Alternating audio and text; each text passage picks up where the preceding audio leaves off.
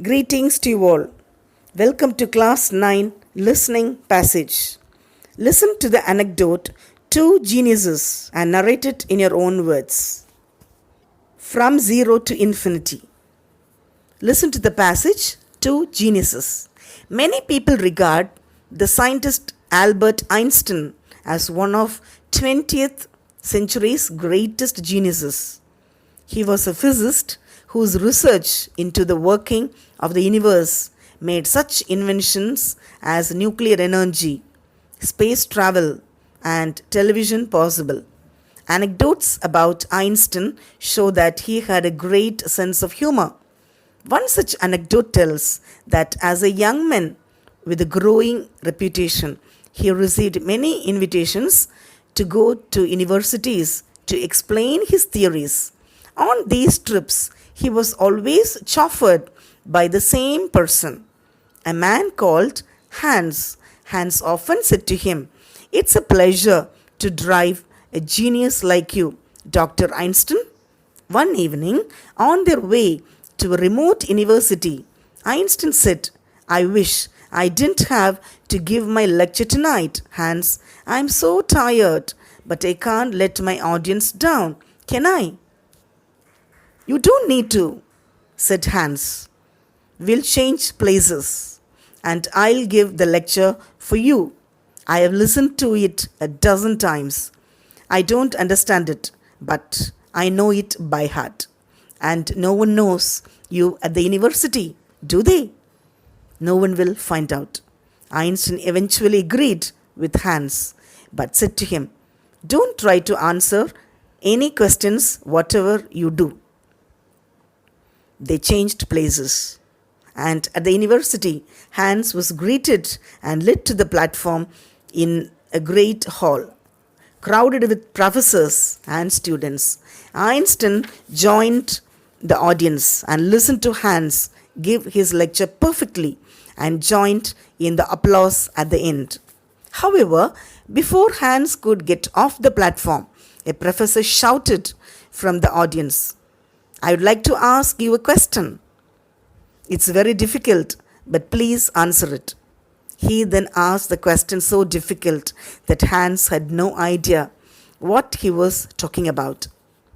Einstein thought, "Oh dear, now we are in trouble." But Hans just laughed and said, "That is not a difficult question, sir. In fact, it is so easy, even my driver knows how to answer it. Hans, stand up and dash." Einstein stood up and answered the question perfectly. They left the university with Einstein driving. A little later, Hans offered to take over from him. "No, my friend," laughed Einstein. "It's a pleasure to drive a genius like you." Listening passage, page 168. Listen to the passage and comment and fill in the blanks by choosing correct answer. The comet. Listen to the passage. Comets. Comets, meteors, and asteroids have several things in common. First, they are believed to be remnants of the materials that created the sun and the planets. Basically, they are leftovers. Comets, meteors, and asteroids are too small to be planets. Some are only a few feet in size, while others are a mile or more long. Comets are mostly made of ice. They are very cold. As comets travel close to the sun, some of the ice melts off and becomes a gas. This melting process causes bits of dust and debris to trail behind the comet.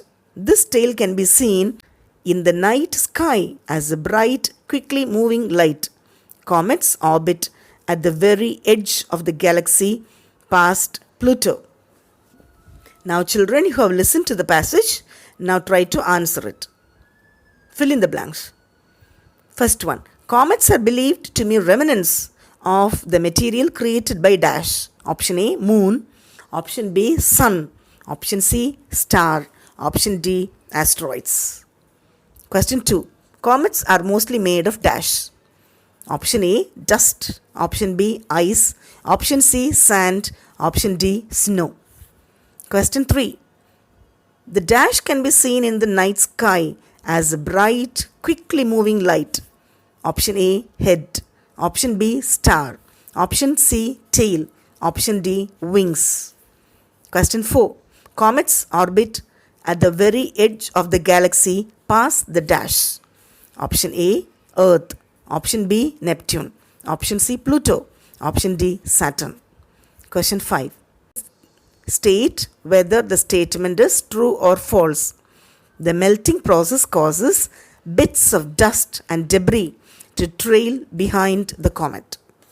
Next reading passage, page 156. Automated teller machine, ATM, is an indispensable part of our lives now worldwide. John Shepard Barron once explained that he came up with the idea of cash dispensers in 1965 while lying in his bath after finding his bank closed. It was then his habit to withdraw money on a Saturday, but on this particular weekend he had arrived 1 minute late and found the bank doors locked against him. Later that year, he bumped into the chief general manager of Barclays Bank, who was about to have lunch. Shepard Barron asked him for 90 seconds to pitch his idea for a cash machine. I told him I had an idea that if you put your standard Barclays check through a slot in the side of the bank, it will deliver standard amounts of money around the clock. He said, "Come and see me on Monday morning." Barclays commissioned Shepard Barron to build 6 cash dispensers, the first of which was installed at a branch in the North London suburb of Enfield on June 27, 1967. The first person to withdraw cash was actor Reg Varney, a celebrity resident of Enfield known for his part in a number of popular television series. An early deployment of this device outside of the UK took place in Zurich in November 1967. Shepard Barron was born at Shillong, India, in 1925 to British parents and later served in the Indian Army in 2nd Airborne Division, where he taught Gurkhas to parachute. He also invented the PIN by recalling his Indian Army number. He had originally intended to make personal identification number PIN 6-digit long, but reduced the number to 4 when his wife Caroline complained that 6 was too many. Over the kitchen table, she said she could only remember 4 figures. So because of her, 4 figures became the world standard, he recalled. All this was possible due to a mathematical prodigy by the name of Srinivasa Ramanujan, a mathematical genius of India. When you put your debit or credit card in the machine and order the machine to dispense the amount of your desire, the machine divides and arranges your money before dispensing it using Ramanujan's partition theory. Section F. Answer the following questions based on the given passage. What made John Shepard Barron to come up with the idea of ATM? Question 2. When and where was the first ATM installed? Question 3. Who was the first person to withdraw cash from the ATM? Question 4. Why did Shepard Barron reduce the PIN number from 6 digits to 4? Question 5. Which theory of Ramanujan helps the ATMs to dispense cash? Now read and enjoy. Page 169. The Star, written by Jane Taylor. Twinkle, twinkle, little star, how I wonder what you are, up above the world so high, like a diamond in the sky.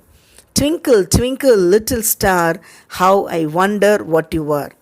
When the blazing sun is gone, when he nothing shines upon, then you show your little light, twinkle, twinkle all the night, twinkle, twinkle little star, how I wonder what you are. Then the traveler in the dark, thank you for your tiny spark. He could not see which way to go if you did not twinkle so. Twinkle, twinkle, little star, how I wonder what you are. In the dark blue sky you keep, and often through my curtains peep. For you never shut your eye till the sun is in the sky. Twinkle, twinkle, little star, how I wonder what you are. As your bright and tiny spark lights the traveler in the dark, though I know not what you are. Twinkle, twinkle, little star. Twinkle, twinkle, little star, how I wonder what you are. Hearty thanks to all the subscribers and viewers. I owe a lot to you.